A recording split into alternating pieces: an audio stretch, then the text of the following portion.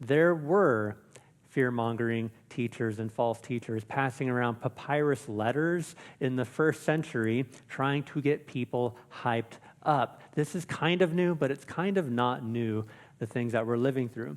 And if you were a first century Christian, which letter would you rather read?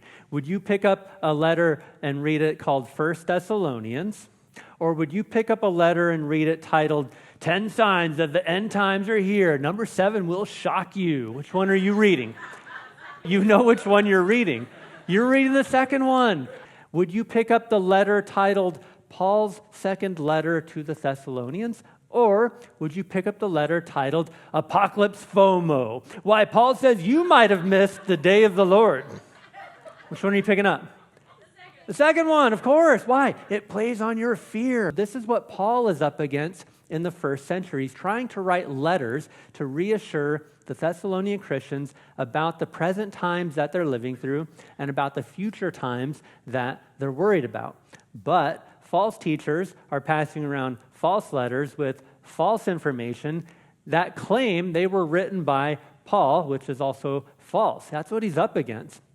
These Christians are still worried. They're not remembering Paul's teaching that he gave them in person, and they're reading all kinds of false letters that are being passed around, just kind of like we watch all these internet videos that get passed around. And so here's what I think Paul should have done. Instead of writing that second letter and just titling it 2 Thessalonians, he could have gotten way more views if he had just given it a little bit more better of a title like this: Breaking Apostle reveals what every end times preacher doesn't want you to know. He could have titled it The Antichrist Reveal Party. Why Paul says, not yet, folks. You'd read that one, right? It's clickbait. You really won't believe what happens before Jesus returns. Thessalonians hate this one simple trick. I want to know, what is the trick? Let me read that one. Same letter, just different title. Last one. Are you being prophecy catfished? Paul's Guide to Spotting Fake End Times News. Do any of those sound captivating to you? All of them, yeah. Today we're talking about the ancient letter that completely destroys modern end times hysteria.